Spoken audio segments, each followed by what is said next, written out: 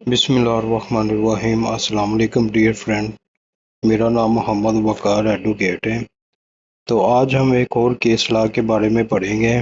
اس case کا case reference ہے 2025 CLC 1158۔ اس میں یعنی کہ ہبے کے بارے بتایا گیا ہے، تو آئیے اس کے بارے میں پڑھتے ہیں۔ ہبہ یعنی گفٹ کو قانونی طور پر ثابت کرنے کے 8 لازمی شرائط۔ ہبہ کیا ہے؟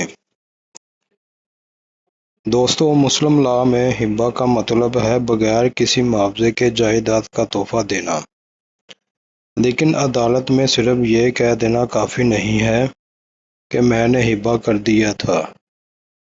عدالت 8 شرائط دیکھتی ہے۔ اگر ایک شرط بھی پوری نہ ہو تو ہبہ کالعدم ہو جائے گا۔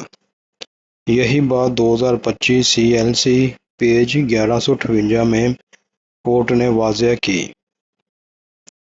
تو آئیے ہم اس کی 8 شرائط پڑھتے ہیں جو اس کیس لاء میں ڈیفائن کی گئی ہیں۔ تو اس کی پہلی شرط یہ ہے کہ ہبہ کرنے والے کی طرف سے جائیداد دینے کا صاف اعلان ہونا چاہیے، زبانی یا تحریری، لیکن دو ٹوک۔ دوسری شرط اس کی یہ ہے کہ ہبہ لینے والے نے اسے قبول کیا ہو، خاموشی قبولیت نہیں ہے۔ اس کی تیسری شرط یہ ہے کہ یہ سب سے اہم شرط ہے، صرف کاغذ پر لکھنے سے ہبہ نہیں ہوتا، جائیداد کا قبضہ ہبہ لینے والے کو دینا لازمی ہے۔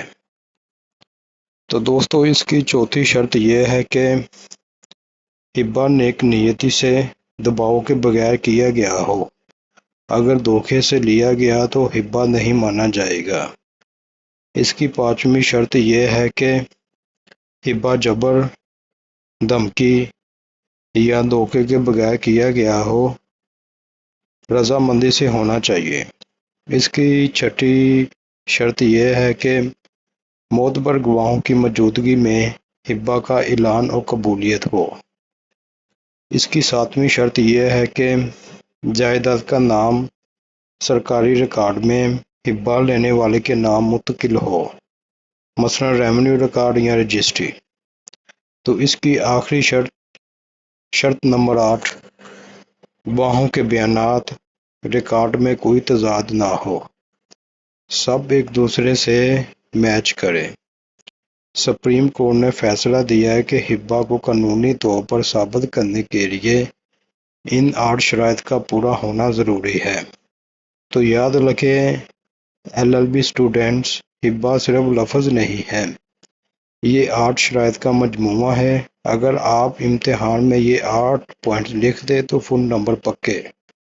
مزید کیس لاء کے لیے لاء اسٹوڈنٹ اکیڈمی کے ساتھ رہیں۔ تو ڈیئر فرینڈ، ڈیئر اسٹوڈنٹ، میرے چینل کو سبسکرائب کرنا اور میری ویڈیو کو لائک کرنا۔ اللہ حافظ۔